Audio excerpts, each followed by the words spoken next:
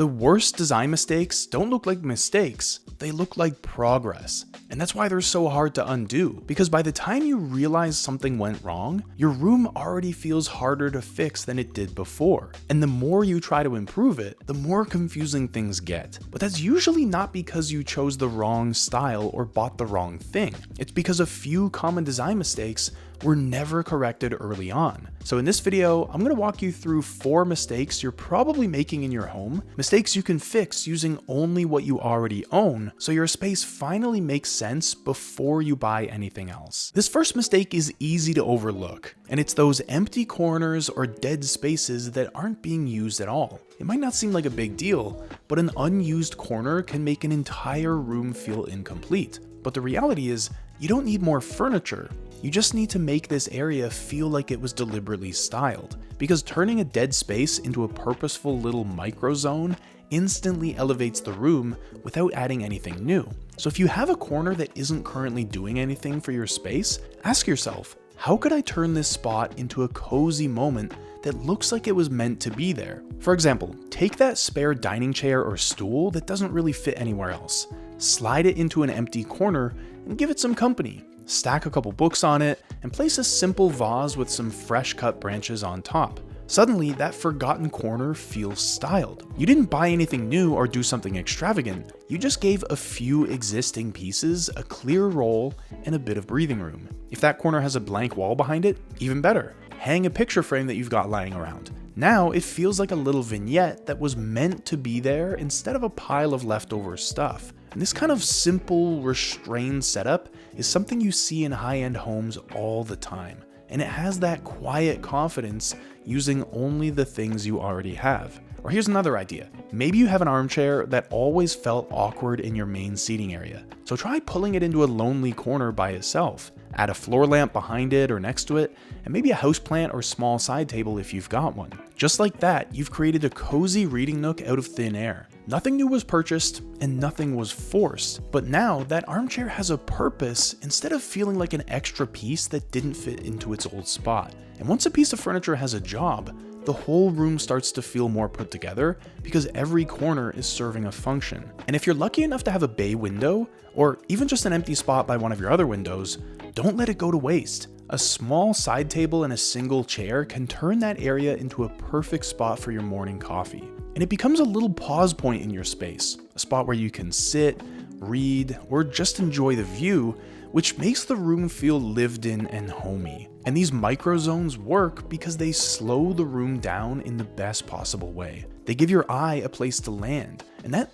added bit of thoughtfulness is what makes a home feel elevated and personal to you. The next mistake is all about your area rugs, especially in living and dining rooms. Because even if you have a rug in the room, if none of your furniture is touching it, it's not doing its job. Because when a rug just floats in the middle of the floor with no furniture on it, everything around it feels disconnected. The sofa ends up on one side, the coffee table or TV console on the other, and the rug looks like a flying carpet that crashed in the middle of your living room. Even if the rug is perfectly centered on the floor, if it's not anchoring any furniture, there's no clear zone defined, so the whole space never quite comes together. Your eye doesn't know where the seating area starts or ends, and the room feels oddly unfinished. So if you walk into your living room and it feels a little off, check your rug. Is any furniture actually on it?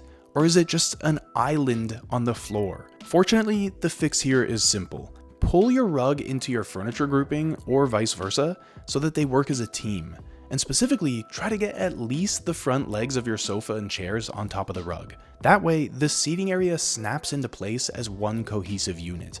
The rug stops being a loose mat and starts acting like a platform that connects all your pieces. And now, without adding anything, the room feels more put together because the furniture is finally anchored. But maybe your rug is a bit off center or it's just too small. If that's the case, reposition it or upgrade to a slightly larger rug, which could be one that you already have in another room, so that your key pieces of furniture can touch it. Because when your coffee table sits on there comfortably, and the rug extends under the sofa and side chairs, you've created a clear zone for your conversation area. And when you do this, your room actually feels bigger because the rug is defining the boundaries of that zone and preventing everything from drifting apart. But don't forget about other rooms either, because anchoring applies there too. In your dining room, your rug should be large enough that all the legs of the dining chairs sit on it even when the chairs are pulled out. If the legs of the chairs are snagging on the edge of the rug when people are sitting down,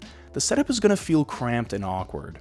But with a properly sized rug, the dining area also feels larger and more complete. And in your bedroom, you don't necessarily need a rug to run all the way under the bed. Instead, try laying it so it sticks out generously at the foot and sides of the bed, but doesn't necessarily go all the way to the headboard. This way, you get a plush landing for your feet in the morning and a balanced framed look for the bed area. It's a small tweak, but it makes your entire bedroom feel more deliberate. But really, the key across all these examples is the same. A rug isn't just an accessory, it's a foundational piece of your home. And when you use it to anchor your furniture, the entire room feels more connected and more complete. Now, we've all been guilty of this one, which is cramming a shelf full of books and decor, and then wondering why it still looks off. But usually, it's not that the items on the shelf are wrong, it's that everything is trying to matter at the same time. Because an overstuffed shelf has no hierarchy. Every book, vase, and photo is vying for your attention, so nothing truly stands out. And the result is an overly cluttered display that just feels chaotic. So if your shelves look busy no matter how you arrange them, consider this. Have you tried removing things instead of adding more? Because the secret to a great looking shelf usually comes from editing down, not piling on. And so the fastest way to fix a chaotic shelf is by reducing and simplifying the items it's holding. An easy way to arrange your shelves is to set a foundation with books. Let the books do most of the heavy lifting as a backdrop and create some structure and weight for the eye. Next, layer in a smaller number of decorative objects to break up those rows of books, like a few ceramics or photo frames. And then finally, and this is the step most people skip, leave some empty space. That's right, don't cover every inch. Empty space isn't wasted space on a shelf, it's what gives everything else room to breathe. And when you stand back, you'll notice that each item on the shelf is able to shine because it's not drowned out by clutter. Another pro tip for a good looking shelf is to repeat materials or colors to create a quiet rhythm. For example, if you have several brass photo frames, spread them out on different shelves so that warm brass tone appears in a few different places. Likewise, if you have white ceramics or black metal accents, pepper them in multiple spots. This repetition ties the whole display together, and even if each object is unique, the repeated colors, materials, or shapes make the setup feel harmonious. It's the difference between a shelf that feels collected over time versus one that feels like you threw it together yesterday. But I can't say this enough. Do not fill up your shelves. A half-empty shelf looks so much better curated than one that's jam-packed, because when you remove the less meaningful bits and give the remaining pieces the breathing room they need, the whole setup instantly feels more confident and deliberate. Your shelf isn't there to prove how much stuff you have, it's there to thoughtfully showcase the things you love. Now, before anyone sees your living room or kitchen, they pass through your entryway, and their first impression there sets the tone for your entire home. So if your entryway is chaotic or cluttered, it can make your entire home feel stressful the moment you step inside. And so the mistake here is letting the entry become a dumping ground for shoes, coats, bags, and mail without any sort of control. Because an entry filled with scattered shoes on the floor, a mountain of jackets on and off hooks, and piles of other stuff will always feel messy, even if the rest of the house is well put together, and it gives a really bad impression to your guests. Or to put it another way, a chaotic entryway can undo all the hard work you've put into every other room of your home. The irony is you might already have storage solutions near your front door, like a bench with cubbies, wall hooks, or a small cabinet for shoes, but when everything is spilling out, the space still feels cramped. Fortunately, this is usually a pretty easy fix. So start with the shoes. Instead of keeping your entire shoe collection by the door, limit it to the few pairs you wear most often. And if you have a small rack or mat, only display those everyday shoes. Just with that one move, you've cleared a huge amount of visual noise out of your space. Your entry feels lighter and more organized, and it costs nothing to do this. just a decision to store your less used shoes somewhere else. Next, tackle the coats, hats, and bags. Just because you have 10 hooks or a big hall closet doesn't mean they should be full. Instead, curate what lives on those hooks. Maybe one jacket or bag per family member, and only this season's outerwear.